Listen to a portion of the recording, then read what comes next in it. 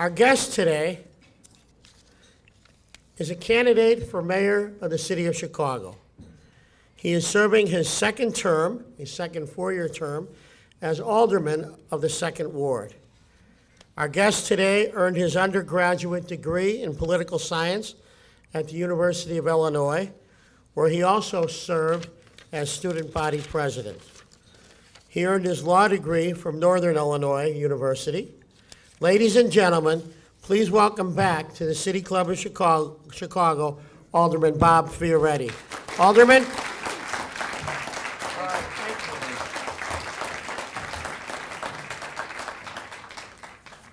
And I also do want to acknowledge the Dean of NIU Law School over there in the back. There she is. Thank you.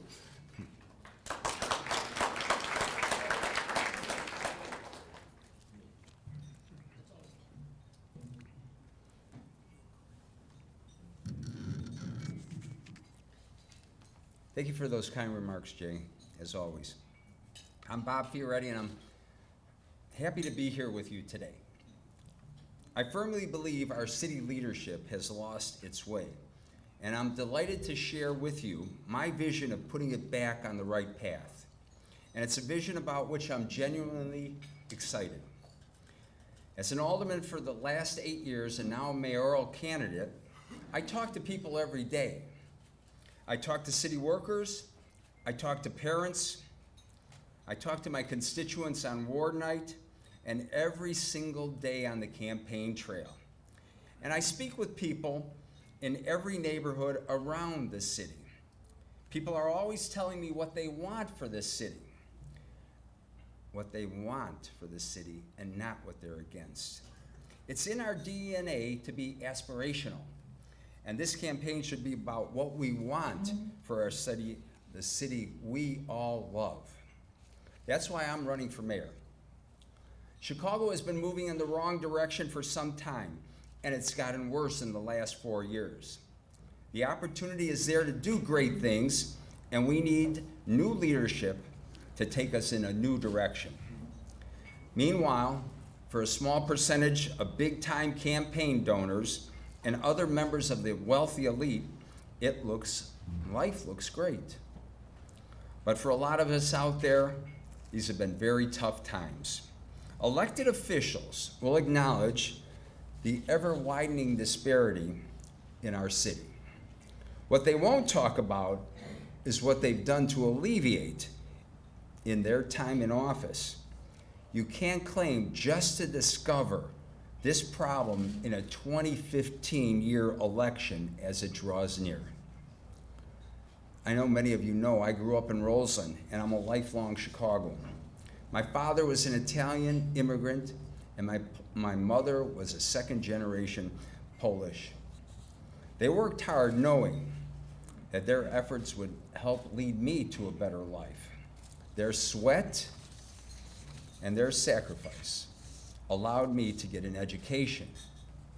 They taught me the value and dignity of hard work. I first learned social justice at home, at St. Anthony's, and at Mendel High School, all on the South Side. And I know that it had an early influence on me, which led to me becoming a civil rights attorney, having a satisfying career, and a fulfilling life. It is the example of the American dream, and I am happy that I have been a product of it. It used to be a common story here in Chicago, but that vision is dissolving. That hope is fading.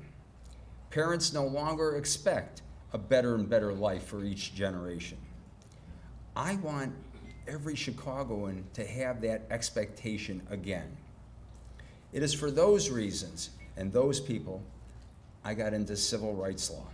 It's for those reasons and for the people I became an alderman. It's for those reasons I am part of a group that pushes in a progressive agenda in the city council. Today I'm going to talk about my priorities for this city, the things that I plan to do to bring us together again as a people. It's not enough to be against something.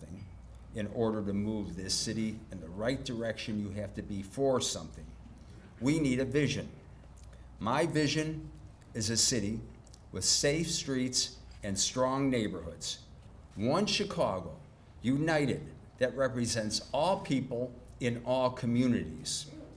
It all starts with a great education. A thriving, healthy city starts with the promise of a first-class education, and we get there by strengthening our public schools and taking care of our teachers. I can understand why people are so eager to have a charter school. We have to innovate. We always have to look for new and better options. But the push to promote charter schools has cost our public school children dearly. Research shows that they don't perform any better than our public schools, and sometimes worse.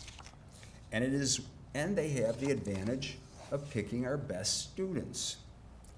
We need to refocus our energies and our resources on our neighborhood public schools and make them a place where every child in this city can count on a great education.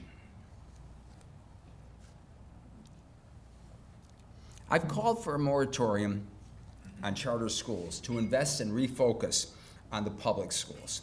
Nobody is saying that we can't look at them at a later time when down the road. We always have to keep an open mind as to education and new developments in academics. And there will be a time to think about other options again. What we do, though, is to make sure that we develop charter schools in the future that have organizations that have the students' interest in mind.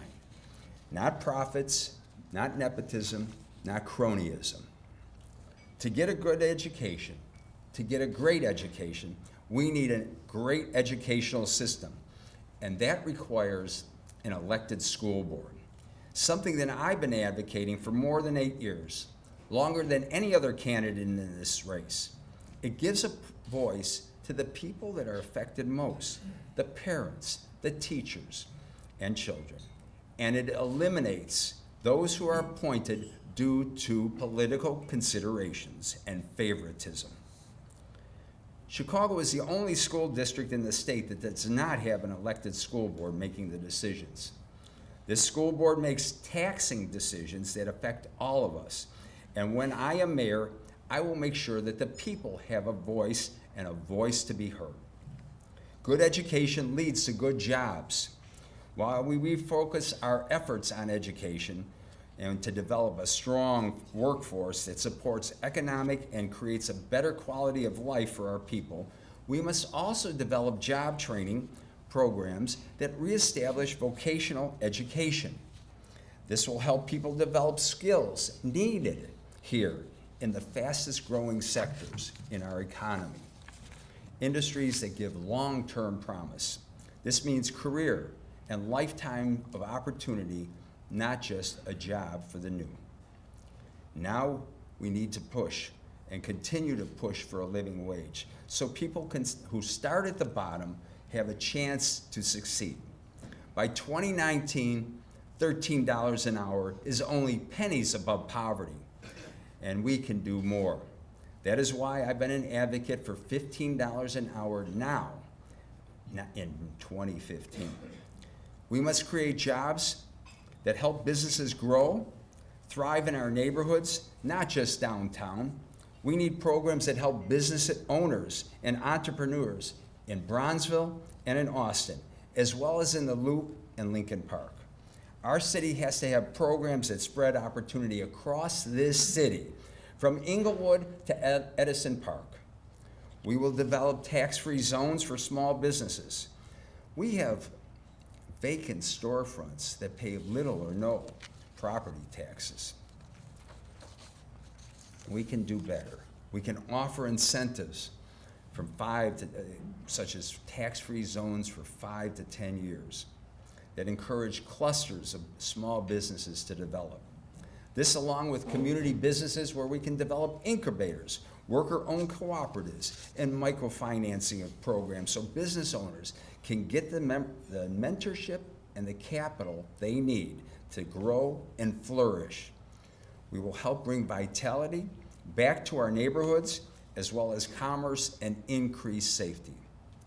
When you have a well-educated, well-trained workforce, you don't have to hand out tax breaks to get companies to come to our city. The kind of corporations that provide careers will pick a strong, educated workforce over a tax break anytime. We know our city needs to be safe. People with good education and good jobs is the first step in reducing crime. A child with a bright future, an adult with a good career, they aren't likely to turn to crime. They are likely to create the kind of home, the kind of neighborhood, the kind of community that doesn't tolerate crime either. When there is a lapse, though, a kid who makes a mistake or a man who follows a misguided path, we need a program of restorative justice so that we just don't incarcerate, but a program that rehabilitates. We've put so many people and young people in jail in the recent decades that we've created nearly a permanent army of unemployed or underemployed. We have to develop programs to give people like this a second chance. And that second chance includes finding a job and teaching the skills that only do the job but excel in it so they can grow beyond the past. Yes, we need to put more police on the streets. We will phase them in over several years. We know we don't have enough police at this moment on our streets. And we also know that they are overworked. An understaffed, overworked police force is not good for our communities, and it isn't good for our officers also. We care deeply about the strength of our communities, but we should never forget about the safety and protection of our officers. I have officers approach me every day, both current and retired, and they are concerned, and I have been listening to them. The new officers we hire will reflect the diversity of the city and come from our communities. They will be known to the people they see and interact with every day. They will be trained in community policing and non-confrontational tactics. The officers will have the trust of the people they serve and protect. They will be an asset to developing strong community relations and making the city safer for our citizens and our officers. At least you think this is a pie-in-the-sky idea and a promise. Let me tell you that the money is there in the budget. Our police overtime is running at about $100 million a year. Cutting that in half provides the money that will go a long way towards replenishing the ranks and making sure our officers still have an opportunity for overtime pay to help put their kids through college, to spend more time with their families. I, along with a few of my members in the Progressive Caucus, we found the money in the budget last year to hire new officers. Our proposal was dismissed by this administration, but understand, the money is there. I realize that we won't solve problems with crime with one step.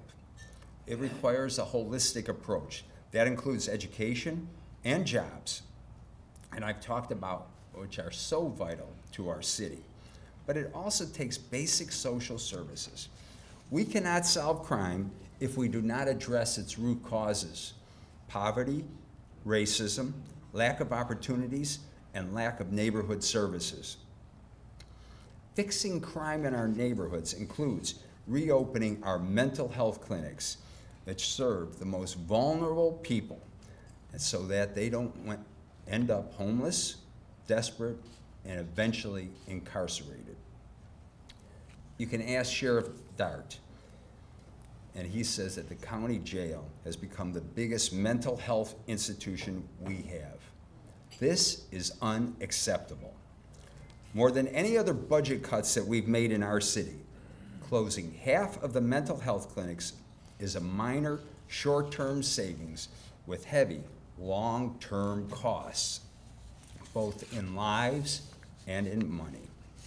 We can't even calculate the missed opportunity and productivity of the people we are losing because we can't give them basic but essential mental health care.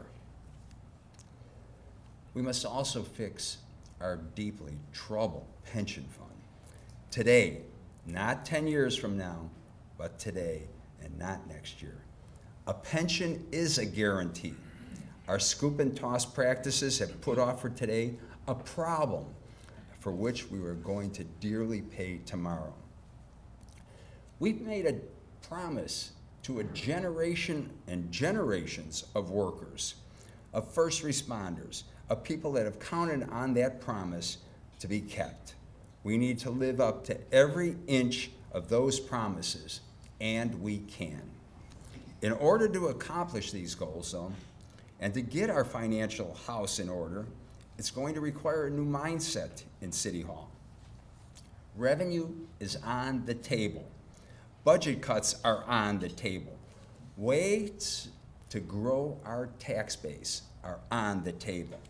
In my opinion, the only thing that should be off the table is an increase in property taxes. Let's start from the top to the bottom of an audit of our city. This was a recommendation by the Inspector General in 2010, and it's about time we make it happen. An audit will tell us about waste, fraud, and abuse that we all know that happens in our city.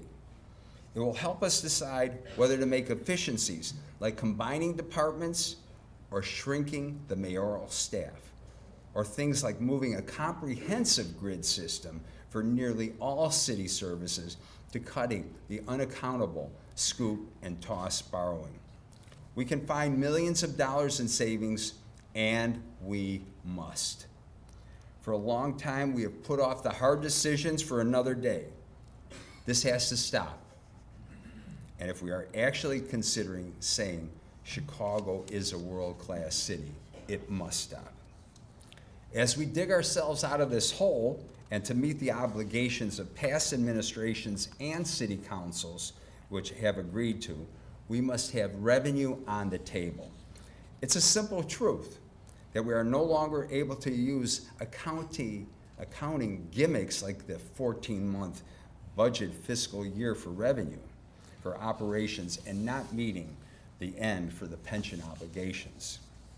We need to talk about a financial transaction tax, a commuter tax, surplusing our TIFs, instituting a parking amnesty deal, renegotiating bad contracts that come out of bad backroom deals, stopping the toxic swaps at CPS, offering financial incentives to city workers who are able to come up with money-saving ideas. Let's not be scared to talk about revenue, because the alternative is further deterioration of our bond rating and the lack of confidence in the markets. To get this done, to get Chicago moving forward, we are going to need a leader that is both tough and fair. We need a mayor that can put an end to waste, ask those among us who can afford to pay more, and create a budget that helps to move safe streets and strong neighborhoods. I will tell you now, I do not have all the answers, but my pledge to Chicago is that I will always listen to good ideas. I will always be able to admit when I am wrong, and that I will work every day with communities across this city to ensure that our best days are ahead of us, because safe streets and strong neighborhoods do not happen without all of us pitching in and working every day to make Chicago great. I thank you for your time, and God bless this great city.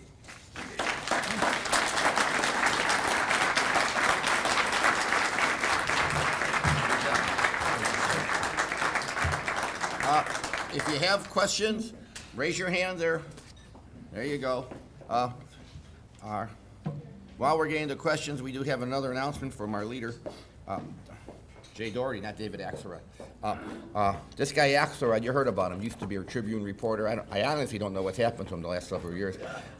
He'll be speaking at Misericordia on his new book, My 40 Years in Politics, on March 31st. Breakfast, $100 a ticket. And while we're getting to, who knows why March 31st is an important day? How many baby boomers we have here? All right, why is March 31st an important day? Answer after we talked about it. All right. My student Eric's here. See, Eric, you never stop asking questions. All right, this is from David Heiser, Renaissance Nights. Okay. How would you support after-school programs for children such as chess and other educational and social activities? Wherever you are, thanks for the question. I think it's an easy one, though. I think we need to have a lot of after-school programs. And when I was growing up in Mendel, we had the chess club, and we always used to meet after school. And it's one of the activities that we need to promote. It helps create solidarity, thinking, ability for people to work together, despite the fact that you're in a competition. So we need to do that. We have had items in the city council this last year that we passed to also promote chess in our schools. Okay. The fact that you spell your last name with a K and chess, I got the connection. All right. Charlie, you try your best. You're Bob Gallo, ARP. Where are you, Bob? Raise your hand. Right up here. All right, guy. What is your position on there's a good one for you. What is your position on where and how TIF funds should be spent? Don't spend 20 minutes on this. I know. I was just going to say, go to bobfioretti.com. But first of all, I think we have to return to the original purpose for them and what they are. And I think, as you heard in my what I was talking about, is that companies don't need to be accepting TIF funds. The other problem that we have is the accountability once it's given. We have been promised all this stuff from all these companies, and quite frankly, they don't live up to it. And we need strong accountability on it. This next question is from Rachel. Is it Rachel Goodstein? Rachel, where are you? Okay, the lights over here. I'm already, admitting all kinds of guilt here. I think we got this from the Blue Bloods thing. What do you think? This is from Rachel. What do you think should be done with the 50 school buildings that were closed? Could they become community centers? Rachel, that's one of the thoughts, obviously. I think there's a whole host of ideas on what we should do on the buildings.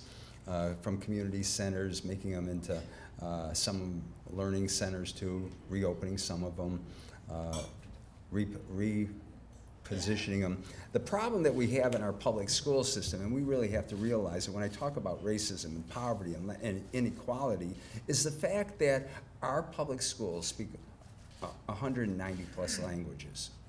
We have 18,000 homeless children in our public school system. Where do they learn? How do they learn? And maybe what we should look at is repositioning some of those schools to help those kids especially. Okay. Next question is from Charlie Gardner, a trustee at Roosevelt University. You know this one was going to be asked. Hi, Charlie. All right. If revenue is on the table, and you want to ask people who can afford to pay more to do so, why is a property tax increase out? Charlie, it's such a game that we play with our property taxes. Why is it that every 2 years we have to appeal? And why is it that we go through this whole system? The inequities of how it's been administered is just overwhelming to way too many people. And maybe we got to look at what we're doing in the downtown, and we ought to be much more aggressive in terms of fighting against those reductions for a lot of the things downtown. But of course, don't forget how we approach this. Come to my ward night. You can come tonight. I'll tell you, people are in line telling me it doesn't matter from the second ward, which is the historic black ward that comes from Sacramento all the way to the lakefront and into Bronzeville, and people are telling me over and over they can't afford another increase in property taxes. They already have their foot out the door and looking for a new home somewhere else other than Chicago. We need to make Chicago great again. We want everybody to say, I live in Chicago. This is a great place, a land of opportunity, and that's what we needed to do. Chester, where are you? I don't even attempt. Kropidlowski? That's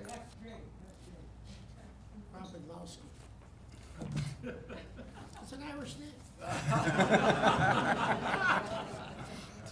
Okay, well, that out of the way, Bob.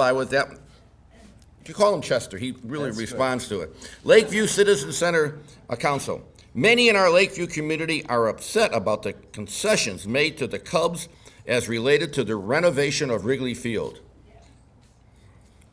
We are losing the residential character of part of our community. How would you have handled this issue? Thank you, Chester, and thank you. And I know you've always been a strong advocate before all the zoning committee that we had and the issues that were raised. I think first of all, I think we have to we have to look at what's happening on Clark Street, look at what the increase in crime in the 19th district especially, how we have to address all those 4 o'clock licenses. It's becoming as people like to say, the entertainment center, but I think we've got a lot more issues to deal with. The bridge across, how we're developing, who we're moving out. When I used to live at 3550 Lakeshore Drive, and don't forget, I was part of the city team on that whole, on whether or not we should have night games at Wrigley Field way back in '87 and '88. The neighborhood's changed. I think there are other ways that could have increased community involvement. I'm very worried about some of the small businesses during all these night games now that we've moved to. We've got to protect them. We've got to protect our residents, and we have to help promote commercial development. But it's a very difficult understanding on how we reach it. One thing I've always done repeatedly is had robust community discussions and included the community on all developments. And we've worked together with them on those developments, and that's what should have been done much more aggressively by the alderman and the mayor's office and the outside interests that were trying to influence the deals that had to go. 2 more questions. We have one from Leo Miller, Haymarket. If elected mayor, how will you help not-for-profit social service agencies deal with a minimum wage increase of $13 or $15? Will city contracts reflect the new reality and provide additional funds to help cover the significant cost? Very good question. That is a good question, and thanks. When I voted for the $13 an hour increase, first of all, it was rushed through the city council. It's great to have an election. I think we should have an election every 6 months because we get things done. Things have been waiting for so long. But that was a one-day hearing they allegedly had, but and when I sat down, we should be talking about corporations that have over $50 million in revenue, like Walmart, $4 billion in profits, Yum Candies, $1 billion in profits, McDonald's, $1 billion in profits. But where do we go? And I said, we need today, and I looked at the workforce chairman's in the back, who's also the floor leader, that you need to start your committee today working to help the small businesses and the not-for-profits that need the help. Don't forget, this mayor, when he cut out the not-for-profits and on the water exemption and the churches on it, I was the only one who stood up in the city council and said, we need to restore that. And it took work. We were able to restore the water and sewer exemptions. And don't forget, it's now gone from $700 million to $1.2 billion that we're collecting under that. And I think we can do better, and we need to help the small businesses. We need to help the non-for-profits such as you. And I've had already 14 meetings since that's passed with small businesses about what we need to do to move this forward and help them. Okay, final question. Bob Kornecki, Midtown Educational Foundation. Where are you, Bob? Okay. Should CPS do more to partner with after-school programs that help students become better students? More individual attention is needed. Well, Bob, obviously we're gonna all say yes. But I'm the one who's done that. When Reuben Ivy was killed outside of Crane, our attendance was in the low 70s. It went down to the 30s the following, he was killed on a Thursday, and it went down that following week in the 30s. Parents didn't want to send their children to, their young adults to school. I knocked on 167 doors, and we created Operation Safe Passage that didn't have to be paid for people. We had pastors, priests, principals, parents working out to make sure that their kids got to school. We created after-school programs from the community. We started social service wraparounds from our community. You know, we can do things without everybody having a handout to make sure our children get a better step. And I think when I'm the mayor, we're going to make sure that that happens, that we have good wraparound services. And why is it, too, that we have so many parents can't be with their children after school? It's because they're working. And so many of them, and Tim, my chief of staff, is here, and Dean, our other staffer, is here, and I couldn't do the things I do without their help in making our second ward great. But you can hear it from the minimum age mother who comes in and talks about how she's working not just one job, but 2 jobs to support her family, and she can't be with them. We need to do better all the way around, and that's why we need new leadership on the 5th floor. Red round of applause.